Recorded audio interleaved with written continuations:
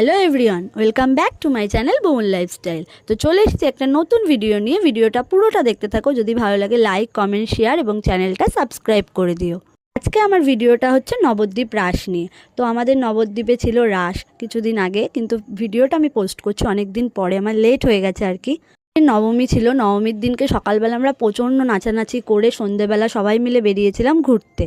বেরিয়ে আমরা প্রথমে গেছিলাম কুঠির পাড়া, সেখানে প্যান্ডেল দেখলাম, খুব সুন্দর প্যান্ডেল হয়েছিল ওখানে। অনেকগুলো ঠাকুর দেখার পরে আমরা গেছিলাম মালঞ্চ পাড়া।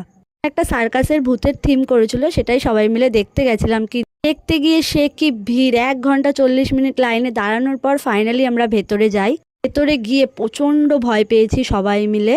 কি ভয় যে লাগছিল, পুরো ভেতরটা ভূতের থিম ছিল আর কি, এর জন্য প্রচণ্ড ভয় পেয়েছিলাম। সবাই চেঁচামেচি অনেক কিছু করেছি, করার পর বেরিয়েছি। তারপরে ওই প্যান্ডেলের সাথেই একটা মেলা বসেছিল, সেখানে সবাই মিলে গিয়ে খাওয়া দাওয়া করলাম, ফুচকা, পাপড়ি চাট সব